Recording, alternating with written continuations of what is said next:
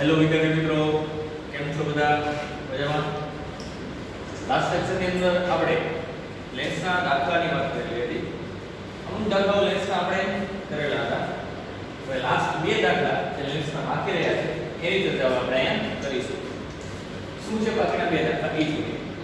એક છે સ્વાધ્યાયનો 9.19 મો દાખલો અને એક છે 9.20 મો દાખલો. બંને દાખલાની અંદર આપણે વાત કરવાના છે. પહેલા વાત કરીશું સ્વાધ્યાયના 9.19 માં દાખલા. શું કહે છે? સ્વાધ્યાય 9.19 ની અંદર કીધેલું છે ઓરડાની એક દિવાલ સાથે જડિત નાના વિદ્યુત બલ્બનું 3 મીટર દૂર આવેલી સામેની દિવાલ પર પ્રતિબિંબ મેળવવા માટે, એટલે વિચારી લેજો કે આ છે બલ્બ, આ છે બલ્બ. આ બલ્બનું તેનાથી 3 મીટર દૂર આવેલી દિવાલ પાસે તેનું શું મેળવવું છે? પ્રતિબિંબ. દિવાલને આપણે કહી દઈએ છીએ પડદો. પડદા પાસે શું મેળવવું છે? તેનું પ્રતિબિંબ મેળવવું છે.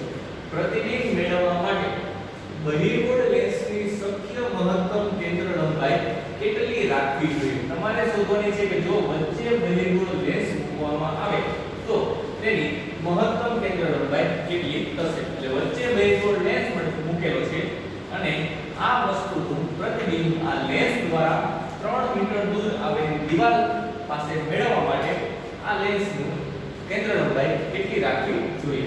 ચલો, આવું એક છે. તો શરૂઆત કરીશું એક જનરલ સૂત્ર દ્વારા. પણ એના માટે વિચાર કરી લ્યો કે વસ્તુ જે છે એ બહિર્ગોળ લેન્સથી આટલા અંતરે છે.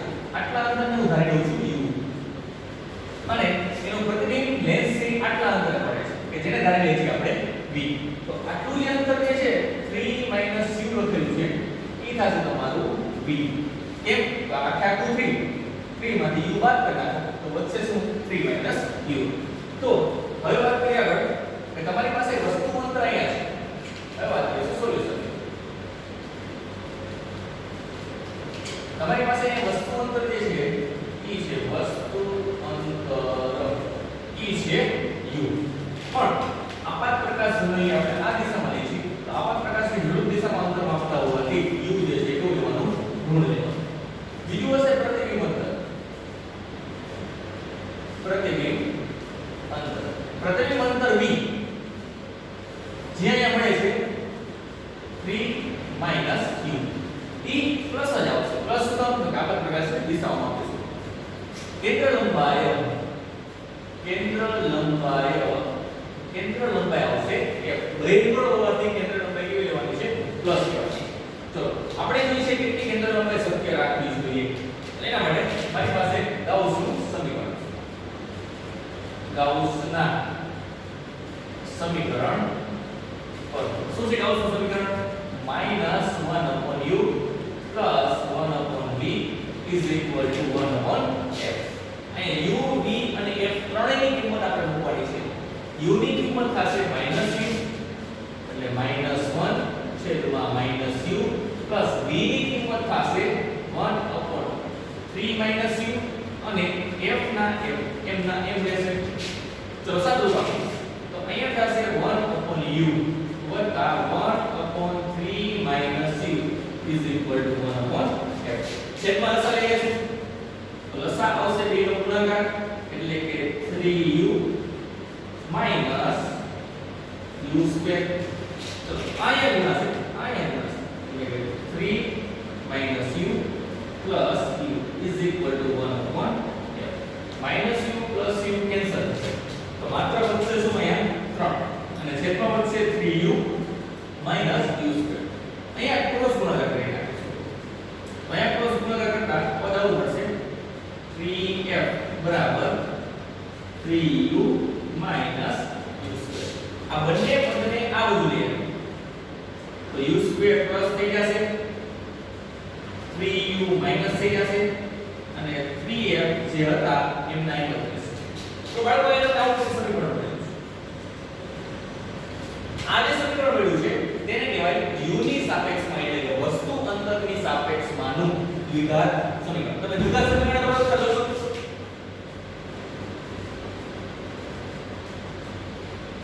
દ્વિઘાત સમીકરણ એક આવું હોય: a x² + bx plus c is equal to 0. આ દ્વિઘાત સમીકરણ છે. આપણે આગળના ધોરણોમાં ભણી ગયા છે. આ જે દ્વિઘાત સમીકરણ છે એ x ની સાપેક્ષમાં છે. જ્યાં a b અને c અચળાંક છે. a પણ અચળાંક, b પણ અચળાંક અને c પણ કેવા છે? અચળાંક છે. તો અહીંયા એવું જ છે પણ u ની સાપેક્ષમાં છે. તો આ સમીકરણને આની સાથે સરખાવો તો મને a b અને c ત્રણેયની કિંમત મળે છે. શું મળશે? a ની કિંમત આના ઉપરથી બરાબર. આના ઉપરથી a ની કિંમત જે મળશે એ મળશે 1, b ની કિંમત મળશે એ મળશે -3 અને c ની કિંમત મળશે 3f. આ a b અને c ત્રણેયની કિંમત મળી. જો તમે આ સમીકરણને આની સાથે સરખાવો તો હવે આ સમીકરણનો ઉકેલ મેળવવા માટે એટલે કે દ્વિઘાત સમીકરણનો ઉકેલ મેળવવા માટેની એક આવશ્યક શરત છે. શું છે આવશ્યક શરત? આવશ્યક શરત એવી છે કે આમાં જે ડેલ્ટા મળે છે એ greater than or equal to કેવો હોવો જોઈએ? 0 હોવો જોઈએ. હવે ડેલ્ટા એટલે શું? તો ડેલ્ટા એટલે થાય b² - 4ac greater than or equal to કેવો હોવો જોઈએ? 0. તો આ વસ્તુ યાદ રાખો. હવે ડેલ્ટા નો ઉપયોગ ક્યાં થાય? વ્યસ્ત થાય. તો દ્વિઘાત સમીકરણ છે. આ દ્વિઘાત સમીકરણનો ઉકેલ આવે. કદાચ તમે ભૂલી ગયા હોય તો ઉકેલ x ના સ્વરૂપમાં જ મળશે. x નું સમીકરણ હોવાથી -b ± √delta છેદમાં 2a. આવું સમીકરણ તમે આગળના ધોરણમાં ભણી ગયા છો. અહીંયા આવશે b² - 4ac. તો b² - 4ac એટલે ડેલ્ટા એ કમ્પલસરી 0 અથવા તો 0 કરતા મોટું હોવું જોઈએ. કેમ 0 અથવા તો 0 કરતા મોટું? જો 0 અથવા તો 0 કરતા મોટું હશે એટલે કે ધન સંખ્યા મળશે તો જ આનું વર્ગમૂળ નીકળશે. બાકી જો ઋણ સંખ્યા મળશે એટલે કે 0 કરતા નાનું હશે તો તેનું વર્ગમૂળ નીકળશે નહીં. તો આ માટે એ વસ્તુ આપણા માટે કેવી છે? ઇમ્પોર્ટન્ટ છે. એટલે માટે ડેલ્ટા કમ્પલસરી કેવો રાખવાનો છે તમારે? Greater than or equal to 0 રાખવાનો. તો અહીંયા a b અને c ની ત્રણેયની કિંમત મૂકું છું. અહીં d બરાબર છે -3 -3 નો વર્ગ -4. a ની કિંમત છે 1 અને c ની કિંમત છે 3f. અહીંયા ડાયરેક્ટ 3f લખું છું.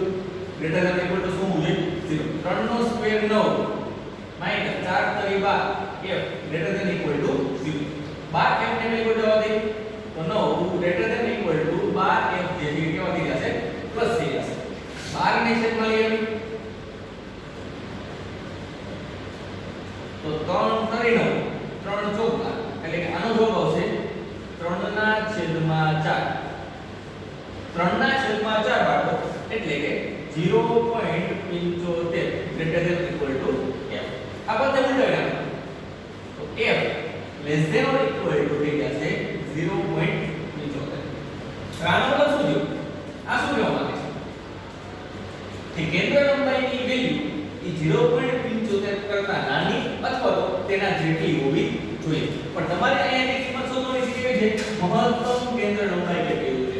તો આમાં મહત્તમ વેલ્યુ શું થશે? તો કે આની મહત્તમ વેલ્યુ થશે એટલે કે f max થશે 0.75 સેન્ટીમીટર. તો આ જે દેવો એ છે તમારો આન્સર. કે શક્ય મહત્તમ કેન્દ્ર લંબાઈ કેટલી રાખવી જોઈએ?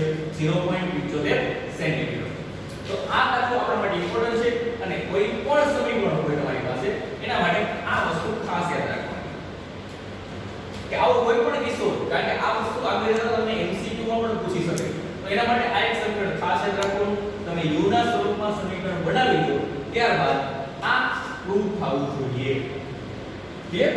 ચલો હવે વાત કરીએ સ્વાધ્યાયના 9.20 માં દાખલા તરફ. શું કહે છે સ્વાધ્યાયના 9.20 માં દાખલો? ચલો વસ્તુથી 90 સેન્ટીમીટર દૂર રાખેલો છે પડદો.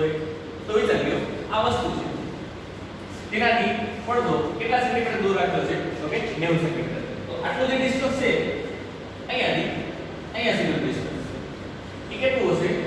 90 સેન્ટીમીટર સુધી. આ ડિસ્ટન્સ હશે 90 સેન્ટીમીટર. કારણ કે અહીંયા જે છે ત્યાં આપણે રાખી દઈએ છીએ પડદો. શું રાખી દઈએ? પડદો. ચલો તો આ પડદો છે. એકબીજાથી 20 સેન્ટીમીટર અંતરે આવેલા હોય તેવા બે સ્થાનો આગળ વારાફરતી એક પરિબળ લેન્સ મૂકતા પ્રતિબિંબ તે જ પડદા પર પડે છે. એટલે કે શું કરવાનું છે? ધારો કે વસ્તુ અહીંયા આ સ્થાન 1 છે એટલે કિસ્સો નંબર 1 છે, આ કિસ્સો નંબર શું છે? 2 છે. તો શરૂઆતનો વસ્તુ અહીંયા છે અને લેન્સ અહીં મૂકું તો એ પ્રતિબિંબ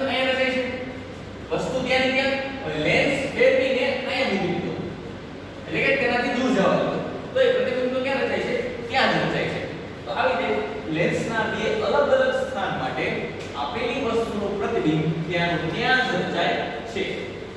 તો લેન્સની કેન્દ્ર લંબાઈ શોધો. તો ફરી એકવાર તમારે લેન્સની કેન્દ્ર લંબાઈ શોધવાની છે. તો રકમ ફરી એકવાર સમજીએ શું કહેવા માંગે છે. એકવાર લેન્સ આયા રાખી છે અને એકવાર લેન્સ આયા રાખી. એકવાર આયા મૂકો તો કોણનું પ્રતિબિંબ આયા જ મળે. અહીંયા મૂકશો તો કોણનું પ્રતિબિંબ ક્યાં રચાય? આઈ પાસે જ રચાય. કે જે વસ્તુથી કેટલા સેન્ટીમીટર દૂર છે? 90 સેન્ટીમીટર દૂર છે. તો મહત્તમ કેન્દ્ર લેન્સની કેન્દ્ર લંબાઈ કેટલી થાય એ તમારે શું કરવાની છે? શોધવાની છે. ચલો હવે કઈ રીતે શોધીશું? આકૃતિ તમારી સામે છે. ધારો કે પહેલું સ્થાન લેન્સનું જે છે એ આ છે, બીજું સ્થાન લેન્સનું આ છે. પહેલા સ્થાન માટે વસ્તુ અંતર આટલું થાય, પ્રતિબિંબ અંતર આટલું થાય. બીજા માટે વસ્તુ અંતર આટલું થશે, પ્રતિબિંબ અંતર આટલું થશે. અને બે સ્થાન વચ્ચે જે ડિફરન્સ છે એ કેટલાનો હોવો જોઈએ? તો કે 20 સેન્ટીમીટર. કેમ તો કે તમે રકમમાં કીધેલું છે એકબીજાથી 20 સેન્ટીમીટર અંતરે આવેલા હોય એવા બે સ્થાન, એટલે 20 સેન્ટીમીટરના અલગ અલગ બે સ્થાન લેવાના છે. બે લેન્સ નથી લેવાના બાળકો, લેન્સ એક જ છે પણ એકવાર અહીંયા મૂકવાનો છે અને એકવાર અહીંયા મૂકવાનો છે. તો આ જ વસ્તુનું પ્રતિબિંબ ત્યાં મળે છે.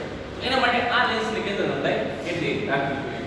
તો હવે સોલ્યુશન તરફ આગળ વધીએ. શું કહે છે?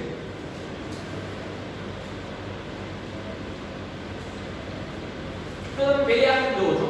પહેલી આકૃતિ એમાં તમે જાણો છો કે આ u1 અને v1 નો સરવાળો એટલે આખી આકૃતિ એ કેટલું થાય છે? 90 સેન્ટીમીટર થાય છે. તો પહેલી આકૃતિ ઉપરથી u1 v1 90 સેન્ટીમીટર લખી શકાય. તો અહીંયા લખીશું આકૃતિ પરથી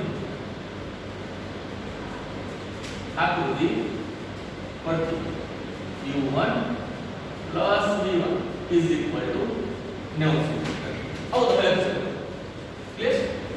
તો બીજી એક વસ્તુ હવે તમે જુઓ, થોડું સમજવામાં ધ્યાન આપીશું. મને આ વસ્તુ છે અહીંયા પ્રતિબિંબ મળે છે લેન્સ આ જગ્યાએ. હવે ધારો કે આ જ આકૃતિમાં હું વસ્તુને અહીંયાથી ઉપાડીને અહીંયા મૂકી દઉં, એટલે કે વસ્તુ આવી ગઈ અહીંયા. ચલો તો હવે આ વસ્તુનું પ્રતિબિંબ ક્યાં મળશે આ લેન્સ દ્વારા? તો કે અહીંયા. આવું લખી શકાય. વસ્તુ અહીંયાથી ઉપાડીને આપણે અહીંયા જવા દીધી તો એનું પ્રતિબિંબ ક્યાં મળે? અહીંયા. ક્લિયર? હવે આ નીચેની આકૃતિ ભૂલી જાઓ, ઉપરની આકૃતિ યાદ રાખો. એટલે કે આ વસ્તુ છે, આ પ્રતિબિંબ છે. હવે આને ઉલટાઈ નાખો. એને ઉલટાઈ નાખો એટલે આકૃતિ નંબર 2 બનશે. એટલે કે આપણો બીજો કિસ્સો હતો, સ્થાન 2 હતું, ઈ બની જશે. તો ઈ બની જાય તો વિચારો અહીંયાથી અહીંયા સુધીનું અંતર એટલે કે વસ્તુથી લેન્સ સુધીનું અંતર v1 છે. તો અહીંયા પણ વસ્તુથી લેન્સ સુધીનું અંતર આ શું મળશે? v1 મળશે. અને લેન્સથી પ્રતિબિંબ સુધીનું અંતર u1 છે. તો અહીંયા પણ લેન્સથી પ્રતિબિંબ સુધીનું અંતર શું મળશે? u1 મળશે. હવે આ શું કહેવા માંગે છે કે આ જેટલું અંતર હશે એટલું જ આ હશે અને આ જે અંતર હશે એટલું શું હશે? આ હશે. તો એના માટે બીજું સમીકરણ, આને સમીકરણ નંબર 1 કીધું છે. બીજું સમીકરણ એવી રીતે લખી શકો. આખું v1 છે. v1 એટલે કે અહીંથી અહીં સુધીનું અંતર. આટલું v1 છે. જે કોના દ્વારા બનેલું છે? u1 20. અથવા તો એવું પણ લખી શકો v1 માંથી જો u1 બાદ કરી નાખવામાં આવે તો કેટલું વધશે? 20 વધશે. તો આ લખીએ કે u1 v1 માંથી u1 ને બાદ કરી નાખવામાં આવે તો કેટલું વધશે? 20 સેન્ટીમીટર વધશે. આ થયું સમીકરણ નંબર 2.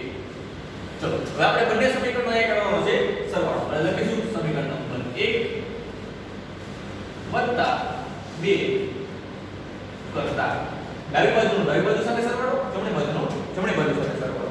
ડાબી બાજુ છે તમારી પાસે u1 + v1 + v1 - u1 is equal to 90 + 20. તો અહીંયા જો +u1 અને -u1 કેન્સલ થશે. તો વચ્ચે શું? 2v1 is equal to 110 centimetre. જ્યાં v1 બરાબર થશે 55 સેન્ટીમીટર. તો આ મળી ગયું v1 એટલે કે આટલું અંતર 55 સેન્ટીમીટર. જો v1 55 સેન્ટીમીટર છે તો આ કેટલું થશે? તરત ક્વેશ્ચન થાય આટલું 55 આટલું 90. તો 90 માંથી જો 55 બાદ કરી નાખવામાં આવે તો મને u1 મળી જાય. તો હવે u1 કેટલું થશે? તો કે 90 - 55. 90 - 55 આપણે સાદું રૂપ આવડે છે 35. તો u1 મળી ગયું છે 35 સેન્ટીમીટર. તમારે શોધવાનું શું છે? લેન્સની કેન્દ્ર લંબાઈ. લેન્સની કેન્દ્ર લંબાઈ એટલે તો f થાય. તો તમારે અહીંયા શોધવાનું છે લેન્સની કેન્દ્ર લંબાઈ f. હવે પહેલું સ્થાન કે બીજું સ્થાન, લેન્સ તો એક જ છે એટલે બંનેની કેન્દ્ર લંબાઈ જે છે એ કેવી છે? એક જ સરખી છે. તો એટલા માટે બે લેન્સ માટે હું ગાઉસનું સમીકરણ, means કે લેન્સ માટે ગાઉસનું સમીકરણ વાપરીએ આપણે. ગાઉસના સમીકરણ પરથી શું છે ગાઉસનું સમીકરણ? 1/u પણ કેવું? Minus plus 1/v is equal to 1/f. તમારે શોધવાનું શું છે? f. u અને v ની અનુક્રમે કિંમત મૂકવાની છે. u1 ની કિંમત તમે સંકલન પ્રણાલી અનુસાર જોવા જાઓ તો આ બાજુ મળશે એટલે કે માઈનસ, અને v1 કેવી મળશે? પ્લસ મળશે. તો અહીંયા કિંમત મૂકતી વખતે ખાસ ધ્યાન રાખવાનું -1 u બરાબર 35 મળશે, પણ એ 35 કેવું આવશે? માઈનસ. કેમ? તો કે સંકલન પ્રણાલી અનુસાર પ્લસ 1/v, v કેટલું છે? 55 is equal to 1/f. ચલો હવે 1/f આ સાઈડ લખું છું, માઈનસ માઈનસ પ્લસ આર્ટ થી પ્લસ થઈ જશે. આ પદને આ બદલ લખું છું 1/35 વત્તા 1/55. લસા લેખા ભાવે છે તમને? તો yes 1/f is equal to 35 ગુણ્યા 55 છેદમાં 2 નો ગુણાકાર, આ અહીંયા ગુણવાના વત્તા અહીંયા ગુણવાના. ક્લિયર? આના દ્વારા તમને 1/f નો કઈ જવાબ મળશે જે તમે કેલ્સી સાથે લખી શકશો. 1/f મળી ગયા બાદ આને તમે ઉલટાઈ નાખશો તો ખાલી તમને શું મળશે? f મળશે. તો આ થઈ ગઈ કેન્દ્ર લંબાઈ. તો આ એક સિમ્પલ એન્ડ શોર્ટ રીત થઈ. ત્યારે તમને આ વિચાર આવવો જોઈએ.